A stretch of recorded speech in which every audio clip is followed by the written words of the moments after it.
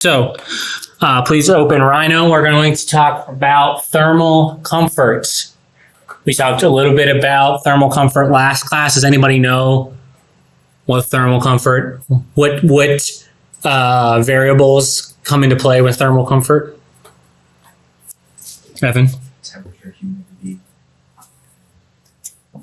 air pressure. I don't know that air pressure might affect the other thing that involves thermal comfort, Circulation of air. which we could also call, Ventilation. we might call it, when it's outside, we would call it the wind. We call it the winds, right? So wind speed. So those are the three things that kind of really affect thermal comfort. We talked a little bit about the psychrometric chart, and how that plots like dry bulb temperature, wet bulb temperature, humidity, some other things, and you get that comfort zone spot of where we tend to feel comfortable. That comfort zone area of that map is, it's not like universal to everybody, right? Like some of you might like it warmer, some of you might like it colder. I'm sure you probably have roommates and you fight over the thermostat. And if you don't have roommates, good for you. But if you plan on ever having a partner that you live with someday, you'll fight over with the temperature probably a lot. Yeah, so it's, some people want to feel colder, some people want to feel warmer. It could revolve around gender, it can revolve around cultural differences, it could revolve around the clothes that you wear, all of these things come into play. So that psychrometric chart is kind of a catch-all that most people would feel comfortable somewhere in that spot, but likely, not everyone is comfortable at every single temperature in that spot, right? But so today, what we're going to go over is a little bit more advanced than the psychrometric chart, which is basically how can we find out if a piece of our project, and we're going to talk specifically about outdoor spaces. And my thought process here is that most of your viewing grandstand areas are outdoors, and most people had some sort of like roof or shading or something like that effect going on with their the grandstand area, that we would be able to kind of calculate thermal comfort in relative to those spaces, right? You can do what I'm about to show you. You can do indoor thermal comfort. So if you can do this one, you can look at the indoor version of this and also run that. The problem, quote unquote, with indoor thermal comfort, not problem, but is indoors, typically we have mechanical systems that can always get us to the right spot. So it's a little harder to run those because it's like theoretically whatever mechanical system you install should be able to get you to the right temperature and humidity. You can run this kind of script I'm going to show you on indoor spaces that are not conditioned, to see if you're getting any sort of thermal comfort without conditioning the space. So if you're trying to be more passive about it and having ventilation and shading devices or windows or whatever, you can do that. We're not going to specifically go over that, but if you can do what we do tonight, you can do that other piece. So that is we're going to talk about. So first we have to model something. So I was just going, if everyone wants to follow along, and we can just model, you can model whatever you want. But in general, we're going to model three things. We're going to model a seating platform, and these are just surfaces. So we're going to model like little steps, just extrude out a surface that is our seating. We're going to build a small roof that goes over top of that seating. So that's, two surfaces. And the third surface is what we're going to call our testing surface, which is kind of like where people are going to be at in this thing. And that's where we're going to test whether or not we are comfortable or not comfortable. So really we're just going to build three surfaces, and that's all you should need to do to run this. So in our side view, I'm just going to draw a polyline. So I just type P line. I'm just going to turn on my orthographics. I'm going to make them a foot tall, and please follow along. Make it 3 point, you can make it whatever size you want, but in general, I'll just try to be similar. 3.5 feet deep. So there, I screwed it up. So 1 foot tall. 3.5 feet deep. Oops, I screwed up again. I'm like, I go back and forth with Rhino or with Revit so much that I kind of forget the keys here. So 3.5 feet deep, hit enter. So now I have a little step. That's what I wanted. I did 1 foot tall, run 3.5 feet deep. Yes, sir. 7. If we have a model for this, does it have to be planes or is it? Ideally, it's a plane. Okay. You can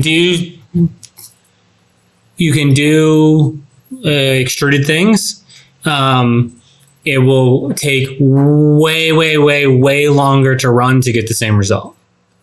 The simpler this model is, the better, in my opinion.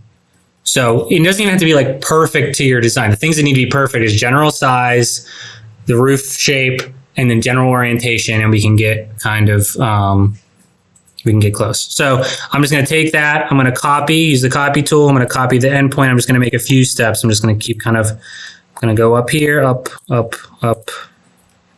Oops.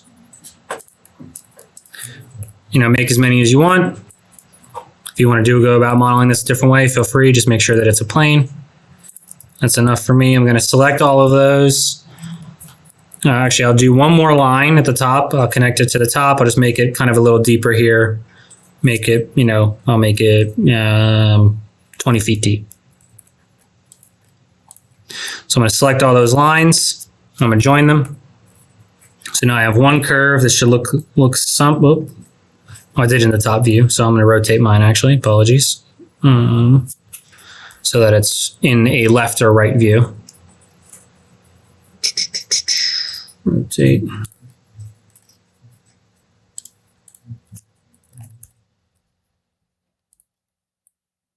I'm just going to move my point back to 0. There. Okay, so you should have a line that looks something like that. Just a bunch of steps, goes up a long line. I'm going to select that curve. I'm going to do extrude curve. Extruding curve, I'm just going to make it 150 feet long. Hit enter. Then I'm going to delete that curve. In general, it's best in these models to have one is little things in, like, not too many errant things, so especially curves, because these models work off of mostly surfaces. So if you accidentally add a curve to any of the nodes, it'll potentially throw an error, which is not what we want. So there we go. So now we have a general seating. You can make this any shape you want, but for our purposes tonight, we'll just do that.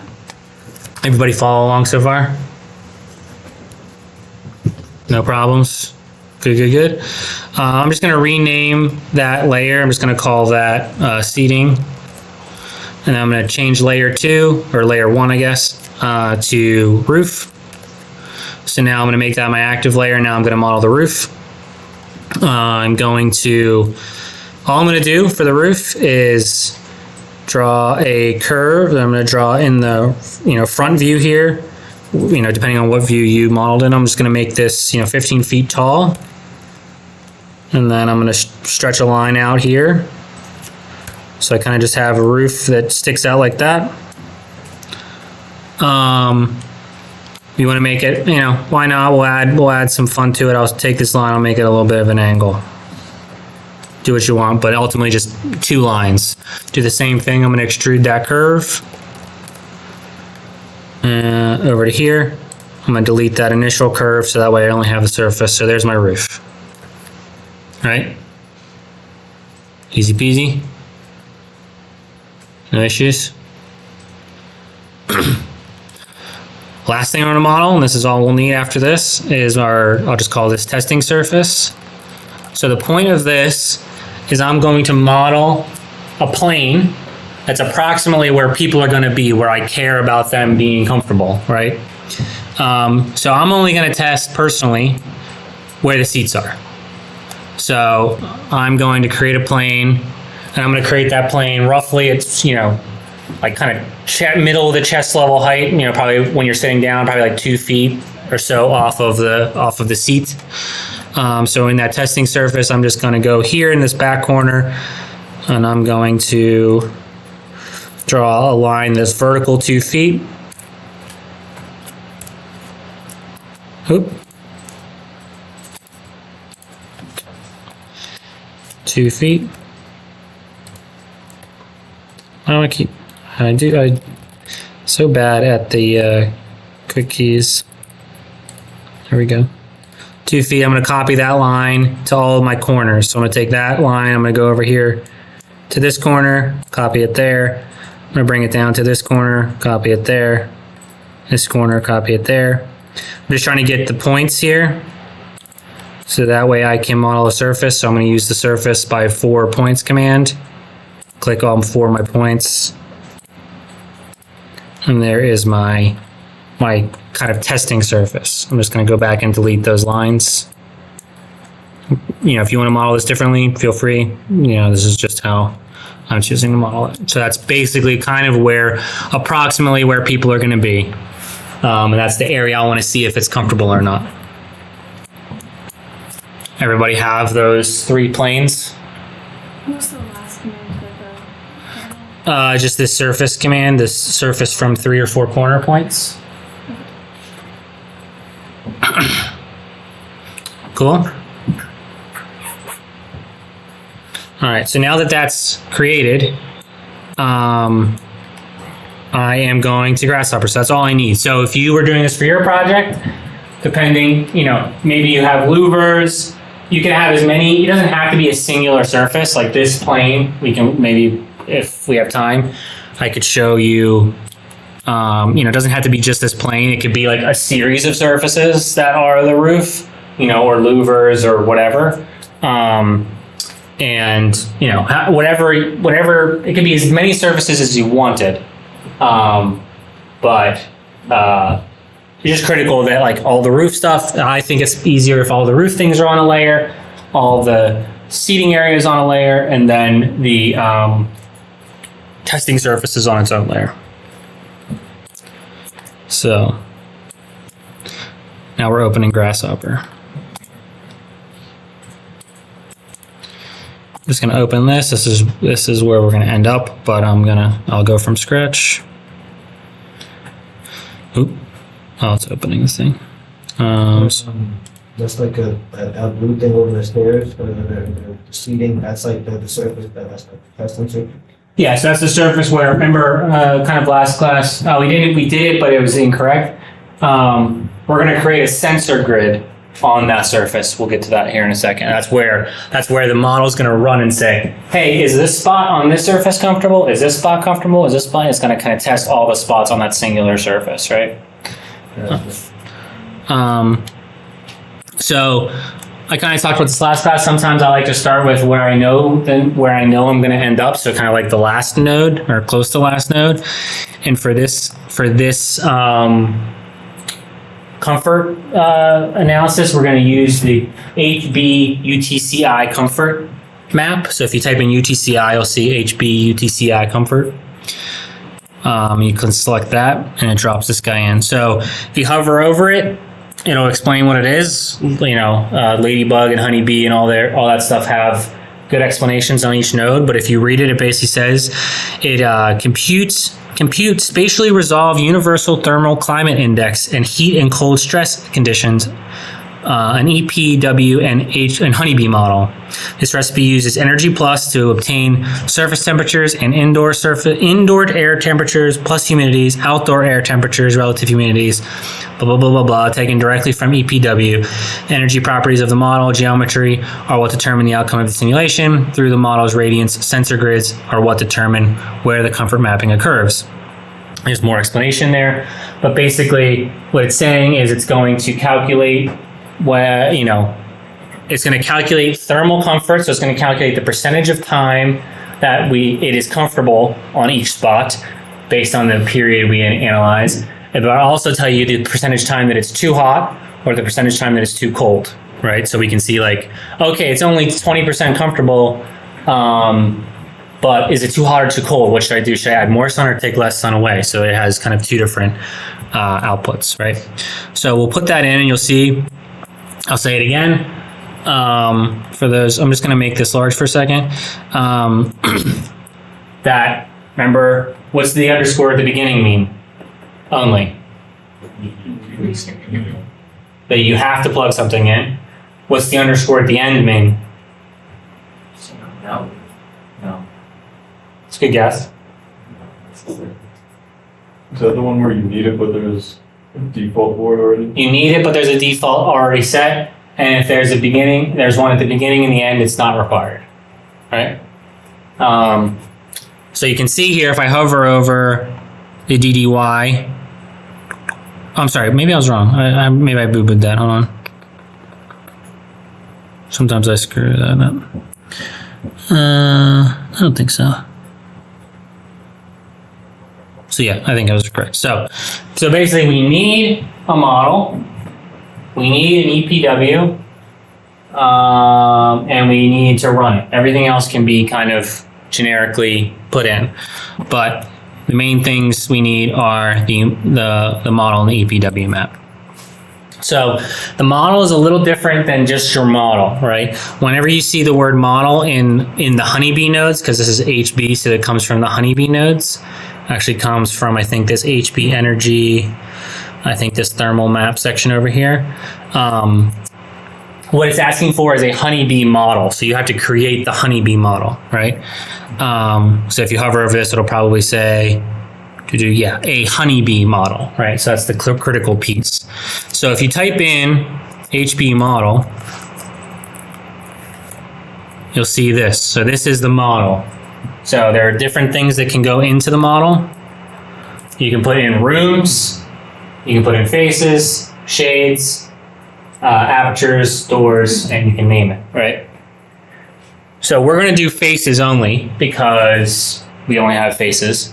So we can, that's the nodes that we'll plug in. So we can't just, so first thing we'll do is we'll create a geometry, okay, 3 geometry nodes. One, I'll copy that 3 times, or 2 more times. Copy, paste,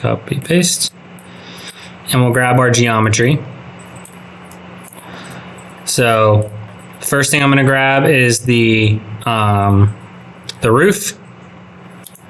So I'm going to click on in Rhino. I'm going to select the roof. I'm going to come into choose one of the geometry nodes, right click, set one geometry, and you'll see that now is green or gray. I'll do the same for the seating. I'll select the geometry in Rhino, come over here, set one geometry, and I'll do the same last for the testing surface. Select. So now all of our nodes are selected, or all of our surfaces are selected. I'm just going to hide all of this. So when you hide it, you should see 3 red ghosted things, which are the Honeybee objects, right? So I can select on each thing and see it. Everybody at that point? Cool. Have you guys done this before or seen this before? No? Okay. So we can't just plug faces in because faces aren't, it sounds like, oh, I just plug a surface into that, but it's not really what it wants. It wants a Honeybee face, all right? Because basically in Honeybee, faces have parameters. Evan asked me earlier, oh, we're going to talk about materials or the wall thickness and the R value and all that stuff. In Honeybee, faces is where you start to program, where you can program that stuff into it, right? So if I go to the Honeybee tab, I might just say HB at the top. On the left side, you'll see create. And you'll see all these things over here. You'll see that model. This is the node we put in. That's the model. What we want to do is we want to create a Honeybee face. All right. So if I click on that and I drop it, so this right here is the faces that it's looking for. But you can see that there's some things that we need to tell it about the geometry. So if I grab the roof and I plug the geometry in there, it goes gray because the other items aren't required. But we are going to add some information to them because they are important. It's important to understand what we're doing, right? So one, we're going to name it. So you can see the first thing just so we can be, so we know which one's which. And all that's looking for is a string. So if you double click and you hit 2 backspaces, and we're just going to call this the roof. And I'm going to plug that into name. Just so that way we know. And if you hover over this, at the end, you'll see faces, and it's called roof. So that's just a way to just keep, be. Let me go back like 30 seconds. Yes, sir. I just missed all of that. Everything in the last 30 seconds. Blah, blah, blah, blah. Yeah, I don't know. Rename something. So we're going to name it. So all we need to do is put text into there, right? So two ways. So what you can do is we need a panel. So if you just type panel, it pops up. The shortcut to a panel, instead of typing panel and clicking it, is I can double click, I can put 2 backspaces, and then I can type whatever I want. And then that goes in the panel automatically. So that's like a quicker method. I can do the same by adding the panel and typing roof. It's essentially the same thing. There's just a little bit of a faster way to do it. And here we're all about speed. And you're just gonna plug that. You can name it whatever you want. You're just gonna plug that into name. This has no effect over the face. It just makes it more organized. But these do have effect. So we need to tell what type of face it is. So you can see when you hover over type, there are 4 possibilities. It can be a wall, it can be a roof ceiling, it can be a floor, or it can be air, right? So we're obviously a roof ceiling. So we need to make sure that this is looking for text as well. You have to type it in exactly as it's shown in that list. So you can see roof ceiling is capital R, OOF, no spaces, capital C, EILING. So you have to make another panel that has the exact same case. So I'm going to do my quick way of 2 backspaces. I'm going to type roof, no space, ceiling, hit enter. I'm going to plug that into type. Right, so that basically tells Honeybee, hey, this is a roof. Roofs have different requirements, have different standards, different ways to measure, R value or solar radiation and things like that. So now it knows, okay, this is a roof, it's not a wall. And then the last one is the boundary condition. So there are 3 boundary conditions. There's outdoors, there's ground, and then there's adiabatic or idiabat. I don't know how to pronounce it. Anybody understand and think do you know what adiabatic or adiabatic means? Just means interior.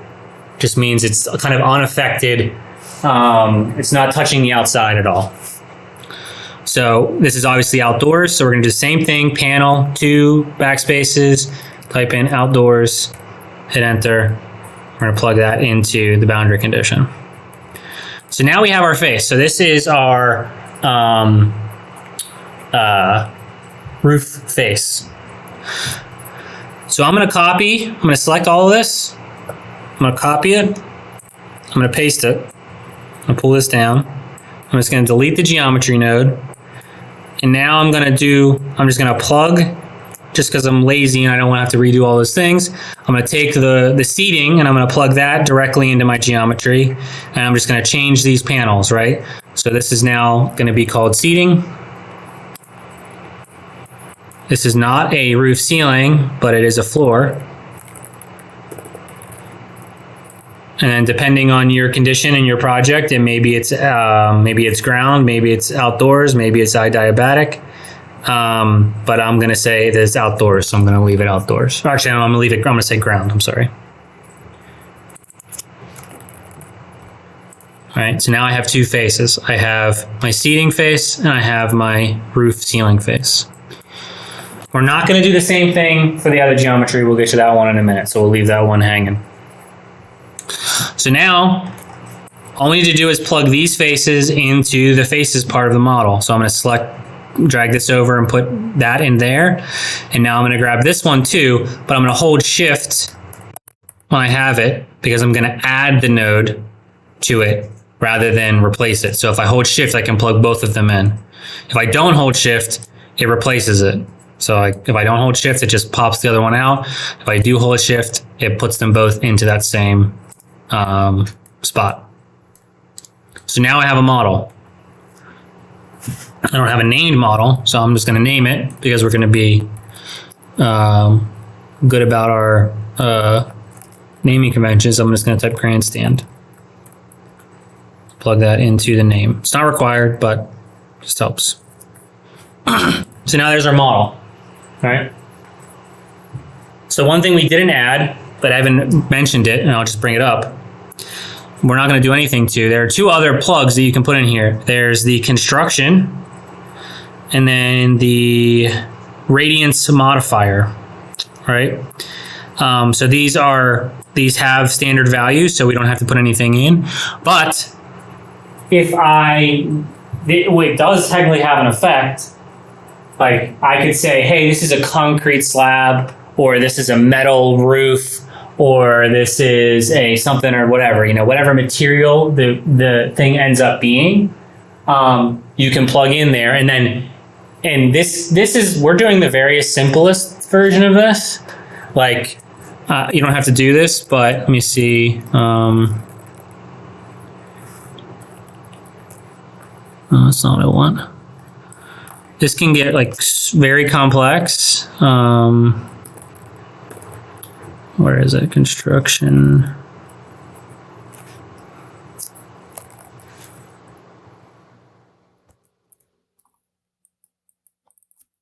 So you don't have to do this. This is just me showing you. So here are all the opaque constructions. So these are all just in Honeybee. So you can see I have concrete pavement, asphalt pavement, moist soil, solid rock, typical attic floor, roofs, insulated basements, insulated exterior mass walls, whatever, hundreds of options. They all have different R values. They all have different things. This would come into great effect if you were trying to, which we would try to do a little bit later, which is when you want to figure out how much energy your building is taking up. Then we need to know all the R values and things like that. You don't have to do this, Des. I see you looking confused. So you can this is just a demonstration. Oh, okay, that's fine. Yeah, so this is a node called, I think it's called Search Construction. Yeah, HB Search Constructions. And I just plugged a panel into it, so I can see everything in there. Because then I can plug in, basically what this does is I can plug in a keyword, so I can type in concrete. And I can plug in my keyword here. Boop. And then it grabs only the concrete, anything that has concrete in it. I could say roof. So then it just grabs all the roof stuff. So this is just to find the things in the lists. This is opaque constructions. So like walls, roofs. There's also windows, so I can plug windows in, and you can see all the different window types that you can have. And then shades. There's only two shades, I guess. But yeah, so this can get, so any of, like if I pulled out one of those constructions, I could plug in, I can plug that into this here if I wanted to do like a concrete floor or something. Yes.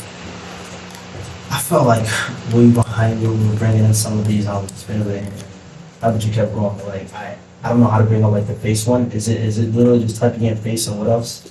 The face. So the face is in the Honeybee tab. On the far left is create. So it's so you could type in HB face if you want to search that way. So if I double click and I type in HB face, that is this node right here.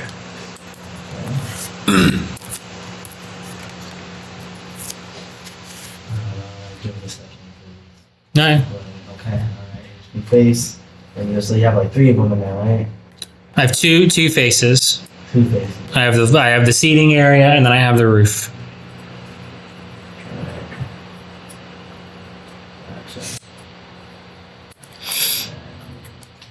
Okay. What's the one all the way to the far right? Right here. This guy right here? Yeah. This is the HB model. So type in HB model, and that's the node you want there. Gotcha. Thank you. Is that good? Do you think you're good? Everyone else good? No errors, no problems? Good. All right. So we have our model. Oh, great. So theoretically, we could plug this model into here, but if you read what it says when you hover over model, it says a Honeybee model for which UTCI Comfrot will be mapped. Note that this model should have radiance grids assigned to it in order to produce meaningful results. So we do not have a radiance grid assigned to this model yet. So we need to do that, right? So how we'll do that is by using that surface. Did I delete it on accident? Oops. Sorry about that. Let me pull that back up.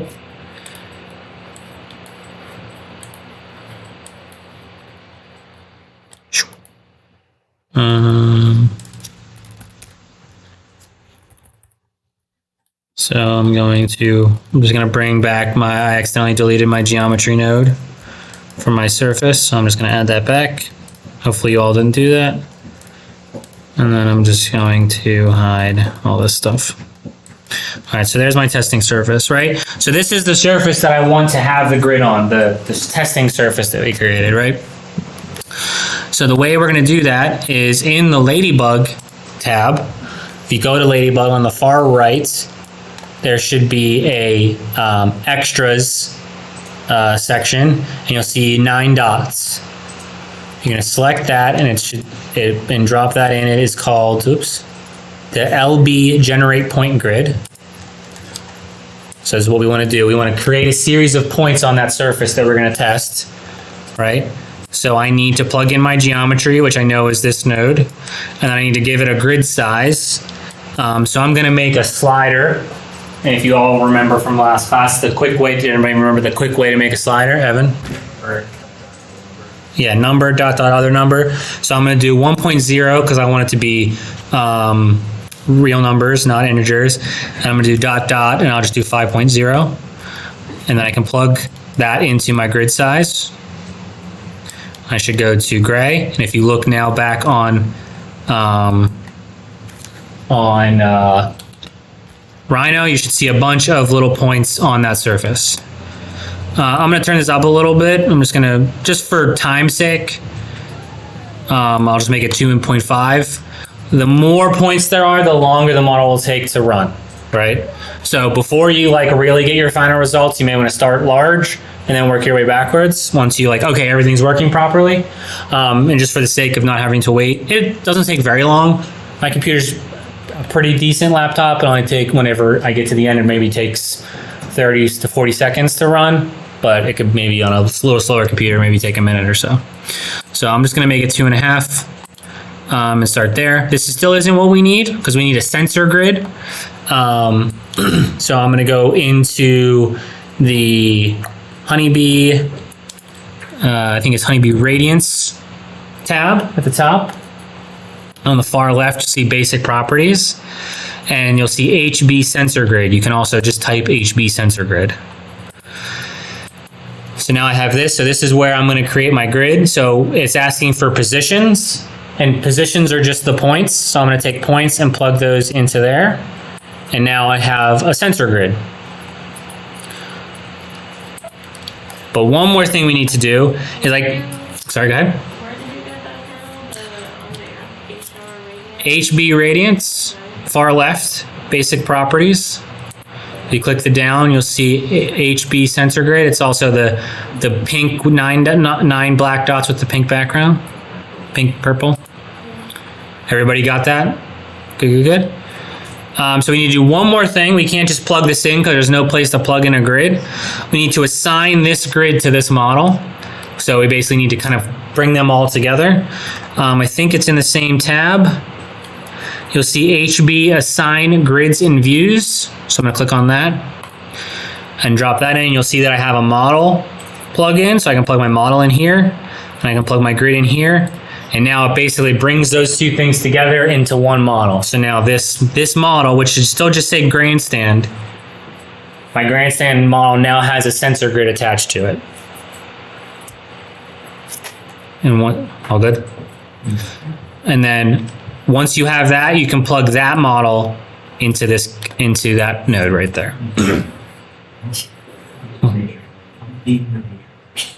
We all right? Yep. Okay, so we need to do one more thing. We need to do what we did last class, which is bring in an EPW map. So if anybody remember how to do that? Download weather. We got to download weather. So if you go to Ladybug, far left, there's an import tab We're gonna click the first one, which is LB download weather.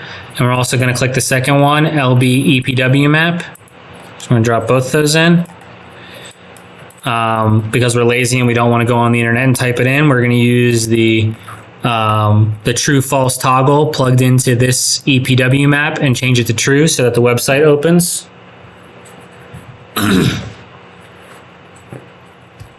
Once it opens, you're going to search somewhere on the planet. I'm going to just choose Philadelphia, Pennsylvania.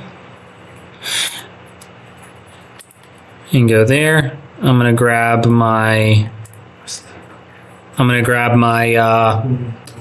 airport node again. So I'm going to use this blue guy right here. Click on it. I'm going to hit copy. So when you select it, hit copy. You can also download it, but for our sakes, we'll do copy.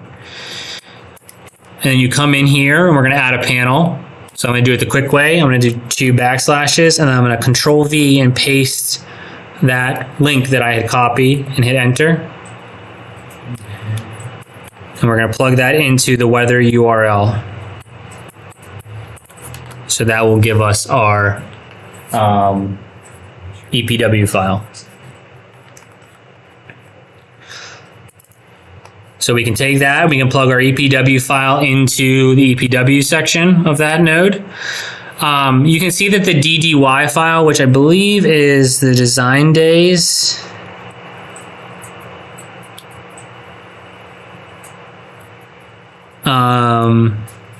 Which basically is like, has anybody heard design days before, heard that term, or know what it means? So design days are basically kind of MEP engineers would think about this. It's like how many heating days do you have and how many cooling days do you have, right? So obviously in the winter, in December, we're heating and in July we're cooling, but like how many days of the year does this building have to be in a cooling mode versus a heating mode? And then how many days of the year when we don't need anything because the temperature's good, right? So they need to know that so they can size the systems properly. So we don't need it, but I'm just going to plug it in because we have it, because it comes out naturally from the EPW. So I took that DDY file and plugged it into the DDY. And we're going to add 2, 3. We need to add 3 more nodes before we do anything. We don't need to add them, but we will add them.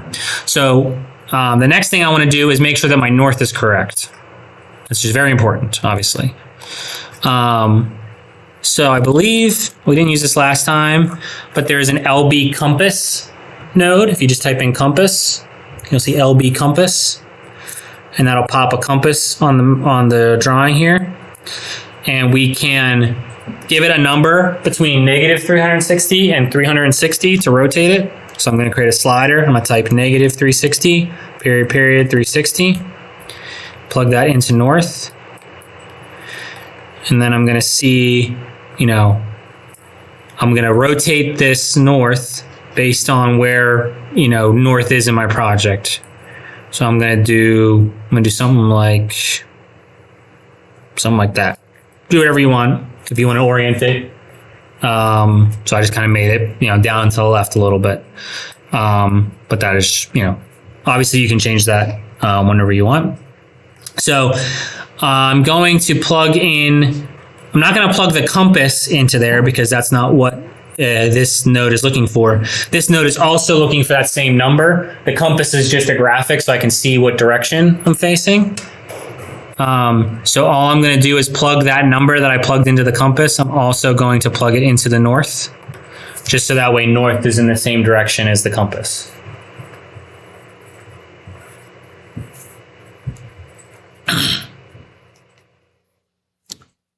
Everybody make sense? Okay. Last thing we're going to do before we run it is we're going to tell it what the run period is, right? If we don't set the run period, if you hover over this, it will basically run for the entire year. But I assume that they aren't rowing the entire year and people won't be utilizing this outdoor space for the entire year, right? So we can crunch down on the time frame that we want to look at. If we look at the whole year, the data will be a little bit muddy. It'll be like, oh, it's going to be half and half. It's like good half the time, bad half the time. But in the summer, it's like not the same, right? So we're going to create a analysis period in which we're going to run it. Same thing we did last class. So I'm going to double click. I'm going to type in LB analysis period. And I'm going to use not the one with the zeros and ones, but the one above that. And then it's asking for the start month, day, hour, end month, day, end month, end day, end hour, right? So I need 6 sliders actually, but 3 main ones. The month goes from 1 to 12. So I'm going to create a slider by going 1 period 12. So there's my months, plug that here. I need a day, which goes from 1 to 31. So I'm going to go 1 period 31, plug that into the day. And an hour, which goes from 0 to 23. So 0 period 23. And then plug that into the hour. I'm going to copy those and paste them. And then I'm going to plug those into the proper end month days and hours, right? So you all have done research on this site. When do they do boat races? When's the start of the boat race season? They start in October? When do they end? So they go from May to October. Okay. So October to May. I had never run it backwards, so let me see if that... Wait, they go through the winter? When it's icy? They just summer. But doesn't the river freeze? No, that's not real water. It's like all All right, well, you guys know better than me. So I do 10-1. I assume they're not racing in the middle of the night, so what is the start time, do you think? 8 a.m. to 5 p.m. on the big ones. So we... Say again?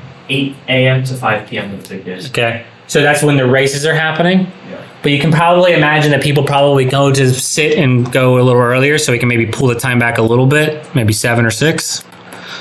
And then the end month, so it was 5. And then to the end of May, and you said it goes to 5 p.m.? Yeah. So it's 5:17 military time. So let me just see here. Okay, yeah, it seems to work. 2,000 hours of time. All right, so then there's our period. I have from October 1st at 7 a.m. to May 31st, 5 p.m. So that's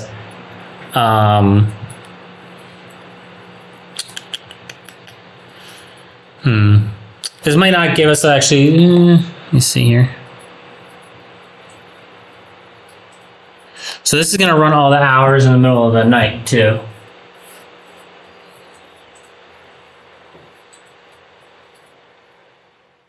I think. And oh wait, hold on. What's this? I never actually used the time step.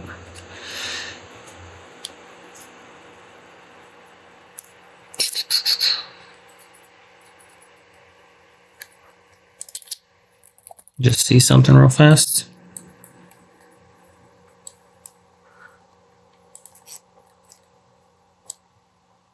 Oh wait, no, never mind. 12, 16, 17. Okay, yeah, so it only, okay, never mind. It goes from 7 a.m. to 5 p.m. every day. So it stops at 5 p.m. every day and then goes to the next day, all right, which is what we want. So now I'm going to plug this period right here into the run period. And then now we're all set. So last thing we need is a Boolean toggle, which sets the, allows it to run, which should change this to gray. Make sure that's false before you plug it in. And then as long as everything's gray, you can hit true. And then something weird should happen on your computer. Another thing should open up. Yours turned red. That means you probably haven't downloaded the right things. Did anybody get this? Everyone else get a thing? You may not see it. It may just popped up on your bottom. So remember when I said download Open Studio and download Radiance and blah, blah, blah? That's what this is. So basically Ladybug and Honeybee are going to this program and they're using it to run calculations. So you can see it takes a little bit. If you look at it, you can see it's kind of running different calculations for different times, different days. So it's kind of hitting different days right now. And then it stops. And if everything goes well, it looks like nothing happened. right? But what actually happened is if you hover over the TCP, you should see that there's at least 660 values now listed. And if you hover over the HSP, similarly, 660 values, CSP, 660 values. I got 100. You got 100 values? 126 for the HSP and for both. Yeah. So that would have potentially could be, it depends on your grid. How big did you make your grid? So so it's directly related to how many points. Okay, yeah. So it's so if you hovered over your number of points in this gen points thing, you should see whatever number you have popped out should be the same as that. So mine says 660, which is why on mine I'll say 660. Anybody else have any big problems? As you said, you got a red, so you may have a download problem. If you hover over the little, So as long as it's the same, it's fine? if it's the same, it's fine. Yes, it shouldn't not be the same. I don't think you could actually do it if everything's not red. You should be fine. So it looks like nothing happened. You look at your model, it looks like nothing happened, but actually a lot happened. So now we just want to visualize these things, right? So this node, unlike the direct sun hours node, doesn't have a visualization property to it. So we have to add that. So what we're going to add is something called the LB heat map, LB spatial heat map node.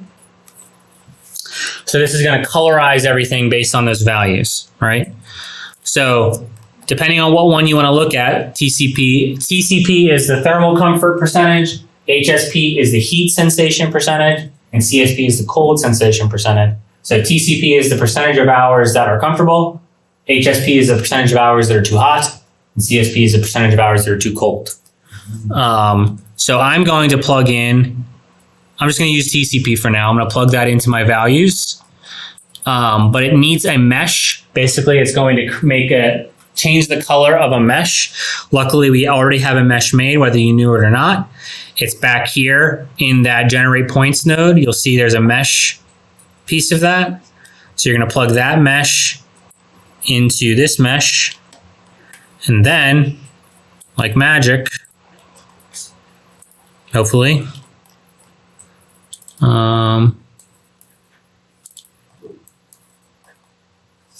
I'm going to turn, there's a lot of things overlapping. So I'm going to turn off, I'm going to go back to my geometry. I'm going to middle click on my geometry and hide that. Actually, I'm going to keep that geometry. I'm going to hide my testing surface geometry, which is right here. And then I'm going to hide my points. And I will see this map. I should see a map of some sort that has a colorization to it. So in mine, I see red and yellow and blue. And if I look at the, maybe I should turn it all off just so we can see it better. You can see, if I look at it in the top view, you can see that red is 21, blue is 9, and a bunch of values in between. So what do we think that means? How many hours of discomfort? Close. It's the percentage of time. So if you hover over this, it should say, the TCP, it'll say, list of values from between 0 and 100 for the thermal comfort percent. So this is the percentage of time that it's comfortable versus, so this is only comfort. So the areas that are red, which are really just that little corner, that's the only place that's comfortable. But it's only, or it's not the only, it's comfortable 21% of the time, I'm sorry. It's comfortable the highest amount of time, so 21, 22%. If it's blue, it's not, it's comfortable 9% of the time. Probably because I didn't think, to be honest, I didn't realize that they rode, I thought they rode in the summer. Seems a little weird to me that they don't row in the, so there's no rowing events in the summer? May. That is not summer. That's spring. That is barely spring, yes. That's the end of spring, close to the end of spring. Anyway, so I thought it was like May to September And I literally thought it was the opposite schedule. I thought it was like the other time. But anyway, that's what I get for not doing any research. So you can see that it's only comfortable 21% of the time. If I plug in the HSP into the values, you'll see that it's pretty much never too hot. Obviously, it's the middle of October to May. If I plug in the cold, it's going to go the other way. So CSP. So you can see 90% of the time in this red area, it is too cold. In the blue, this bottom blue area, it's 78% of the time it's warm enough to be there to be without it's comfortable. It's inside that comfort zone of the psychometric chart. So what you're saying is we shouldn't have a window. So now I don't know. I could have swore. I actually looked this up. I swore there were events in July, but I'm obviously wrong. So what's that? So you're ahead of the game because you don't have a roof.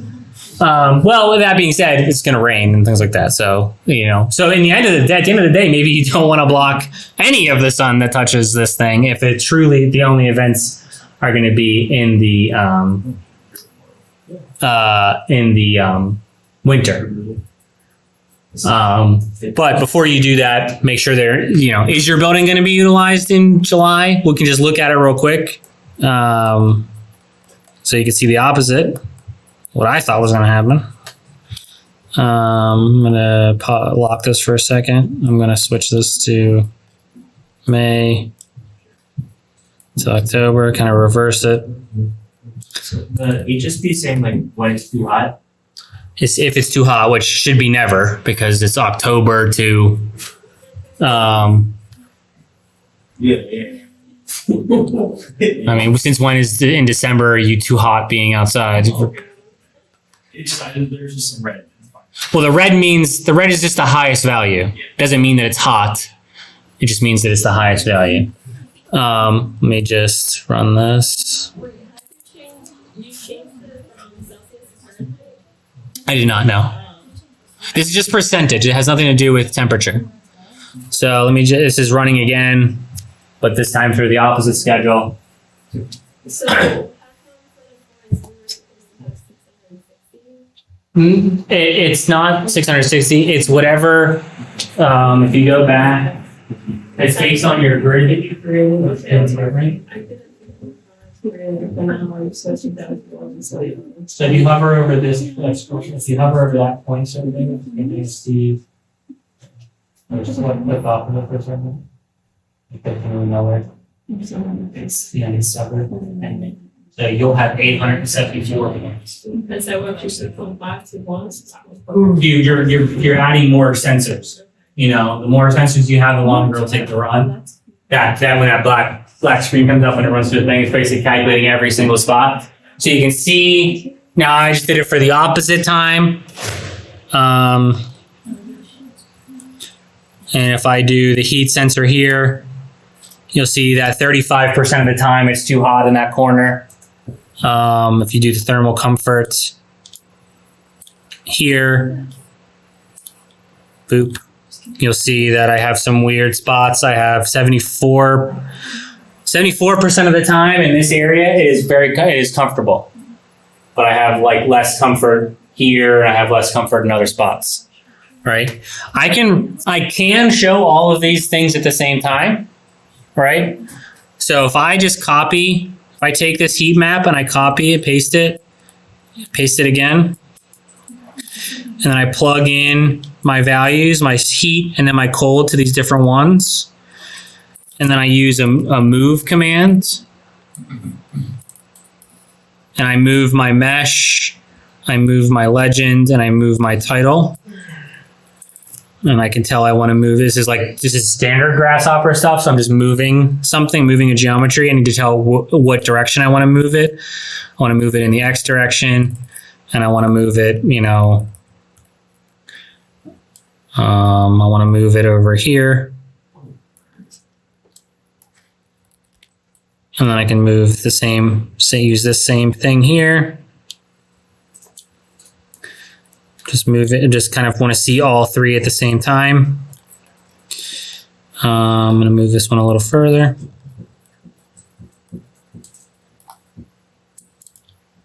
Ooh.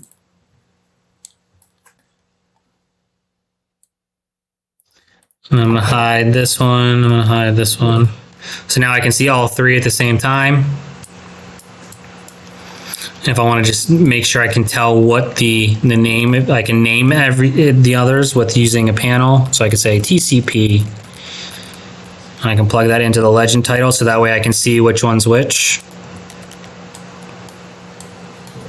So this will be HSP. This will be CSP.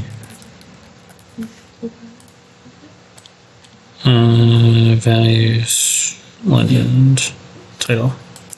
So now I can see all three at the same time.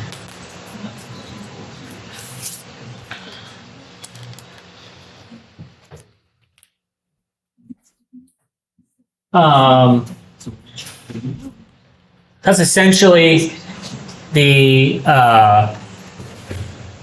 that is basically the thermal comfort in a nutshell. So you can see, I can now see where my comfort area is. I can see where it's too hot, and I can see where it's too cold. And then maybe I could adjust appropriately. If you all are too cold all the time, then, you know, maybe blocking sun isn't the best scenario. That being said, but in your buildings, it will be, because you're going to have big windows and have a lot of heat gain. Through big windows in the winter and things like that, which could be good, but it also could be, if your building is, I mean, I assume you're planning for the building to be occupied in other times a year, or is it, so you have to worry about the summer sun as well, which I would suggest that you might want to worry about the summer sun in these scenarios, if any event is happening on the river that needs, you know, the people are going to come down here and witness. So you can even make this less, you know, you could pull this down. So let's say you wanted to, I'm just going to lock this for a second so it doesn't run. I could say, like, I don't know what the hottest day of the year is going to be, but it's probably going to be like end of July, early August. I could say, like, you know, somewhere August 5th at 7, August. I could just do it for a day. Like a single day, and see how like a hot day would be, and see if it's comfortable or not comfortable. It's currently running in the background. So the tighter the time period, the more, you know, the longer the time period, the more data. So it could like kind of muddy the results a little bit. So if you're like designing for a hot day, or you're designing for the highest sun or the lowest sun, you may want to like narrow that window down a little bit to see what you're dealing with. Because if you can make it comfortable on the hottest day, you can potentially be comfortable on other days, right? So you can see this is in the middle of August, so obviously there's no cold. It's never too cold in August. But I have a lot of, I have this area here, this bottom corner is very hot. It's not getting any shade, which you can imagine it's not getting any shade, because if you look at our roof, you know, that area right there is going to get blasted with sun basically all the time. You know, you're going to get direct sun. So it's like in this condition, I might say, well, let's move this roof down a little.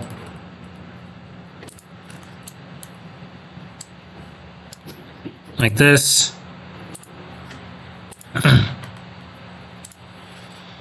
And I could rerun it again. And then maybe I could solve the problem for that corner. Maybe you don't have a roof like this. Maybe you have louvers. You can also do this for an interior space. So like if you had similar to that heat map or the direct sun hours, you could do this same study for like an interior space. The caveat is an interior space will be conditioned. So you can see I kind of pseudo-solved the problem of that corner a little bit.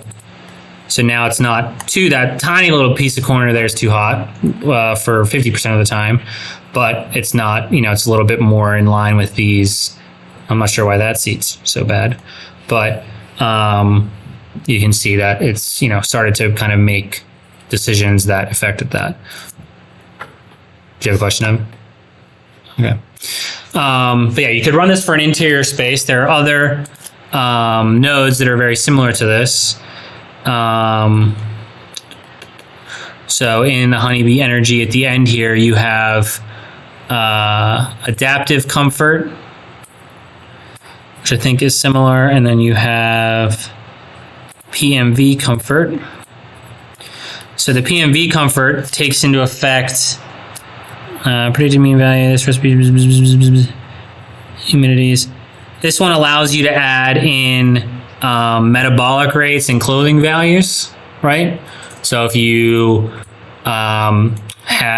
if you hover over this, you can see that for a metabolic rate for a adult in a seated position is 1.1, and you could, I think there's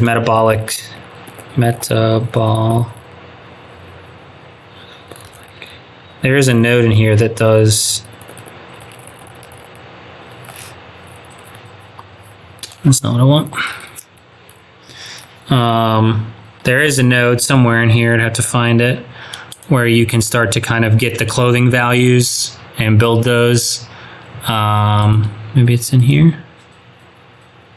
Modifiers.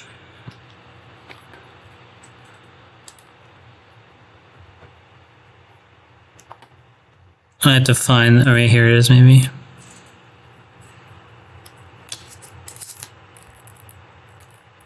OLB clothing by temperature. So you can get different types of clothing. You can do, you can add a whole kinds of things in here. So you can see default 0.7 for pants and a long sleeve shirt. You can change all of those things. I thought it was in here. Oh, HB people, is that it? No. But so that's the PMV allows you to add in clothes and metabolic rates. So if you were in a gym and people were running around, obviously they're going to have a higher metabolic rate. So you want it to be cooler in there rather than hotter. And if you're sitting, it's obviously you're not putting out much effort. This guy here is Adaptive Comfort Map. Can't remember what this one's for. Might be a slightly different calculation using a different method, but it has all the same. It has some other, maybe some slightly extra parameters. I think it's very similar though. But they kind of do similar things. This PMV one is a little bit more advanced, but you could utilize it. All of these, I think all of these can be used for indoors and or outdoors. The caveat is that obviously you would condition a space. But you can imagine like this room is going to be, if this room had no windows in it and the room next to it had huge, like curtain wall with a lot of glass and a lot of sun, and the thermostat was in this room, it would always be hot in that other room because that room, the heating and cooling is going to be based on this room's temperature rather than that room's temperature. So there are situations where like the systems aren't running appropriately, but this room has its own thermostat. I assume the room next door to us has its own thermostat and runs on its own system. But you could use this to look at rooms. I would argue that don't use any of the conditioning nodes to say that the room is conditioned or not conditioned. Kind of run it similar to this, and then you could at least start to see if like, just naturally with no air conditioning, is this space comfortable or not comfortable, right? So then you can kind of put your shading devices. I would just not model any. You don't have to model any windows, so just leave it open. You can put shading devices in and then have a floor that you're testing. And then you could say, okay, I have these shading devices on this floor with this orientation. Is it comfortable in this room or not with that? But that could just be a way to start testing it. Obviously, like I said, we'll get into MEP systems here soon. Any questions? You all right, Des? Mm-hmm. When you hover over that red node, what does it say? There's like there should be like a red speech bubble in the top right corner.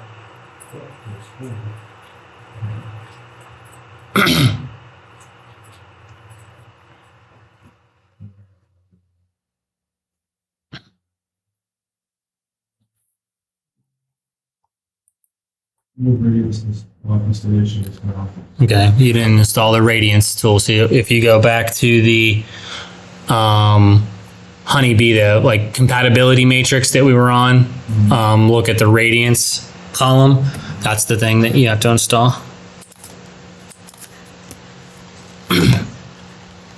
So that's my shtick. The EXE one is there. Say again, sorry. Do I download the Windows EXE? The EXE will be the easiest.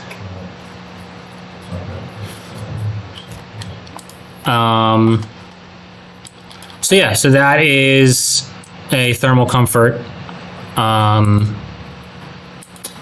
analysis. But in base, if this isn't useful to you, bare minimum, this bit up here, creating these faces and model, that will become useful if you want to start to look at your wall systems and their R values to see if they are appropriate for energy use or things like that. You can use these tools to calculate how much energy you're getting on a set of photovoltaic cells. Like all that stuff exists in this set of nodes. It all starts with this kind of model creation, like you build the model using surfaces and rooms or whatever.